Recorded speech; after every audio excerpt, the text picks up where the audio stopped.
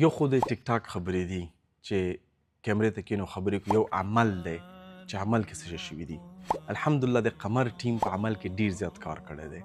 تاسو د دې شاهد استئ ځکه چې کله جلال آباد ته ځئ په لاره کې مساجد ګورئ، چې کله یو پوهنتون کې نه خواته ګوري چې قمر سپانسر کړی دا کس، چې کله یو مکتب کې نه پوهېږي دغه یتیم کفالت قمر کړی دی، چې کله یو پلچک پوهېږي دا پلچک قمر جوړ کړی دی، چې کله یو سان او اوبس کې پوهېږي دا سا قمر جوړه کړې ده، چې کله یو کلینیک ورته علاج کې پوهېږي دا کلینیک قمر جوړ کړی دی.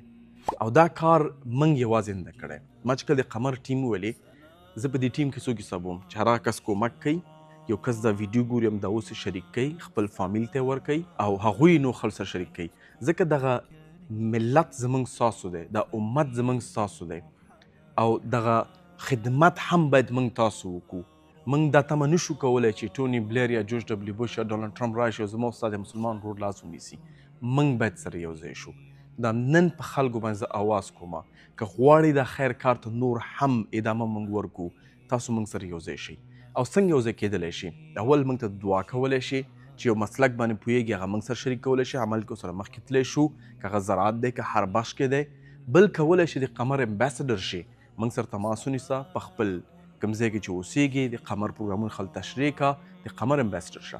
بل څه کولی شي خپل مالیاتو باندې چې ته کولی شي، قمر واحد ارګان دی دا سیستم لري چې یو وړوکی مقدار که هغه 10 وي که 20 وي، هره میاشت ستا اکاونټ اټومیټیک ځي او قمر ته راځي او قمر په مختلف کارونه کې او هره میاشت په اخره کې تا ته راپور درکوي چې ستا پیسو سره شوي څه دي، که هغه یتیمانو کفالت دی، که هغه پلچک او سړک او مکتب او کلینیک جوړول دي. لیکن هدف دا دی چې یو کار باید وکړې. ته نشي کولی دا ویډیو وګورې په دې مبارکه میاشت کې او صرف نظر یې کې. څه فکر کوې که همدغه ویډیو تا ته الله ښکاره کړی، تا باندې یو امتحان وي چې دې ویډیو بعد نه شی کوې.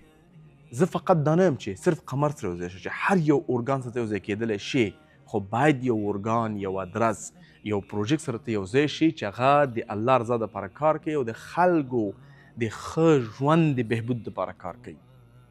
او په بدل کې باید موږ دا امید ولرو چې الله موږ ته اجر راکړي. نو دغه لاندې لینک شته دی، زموږ اکاونټونه هم ته ښکاري، یو ځای شه، یو وړوکی مقدار هره میاشت ورکړه او په بدل کې موږ نه راپور واخله او دغه عظیم کاروان کې باید ته برخه واخلې. باید دنه ته محروم پاتې نه شي چې په هر کې حساب باندې کېږي. یو نه یو ادرس نه باید ته موږ سره یو ځای شي. امید لرم دا ویډیو خلکو ته شریک کړې، ځکه د کې غټ خیر دی انشاءالله. فليت الزمان غدا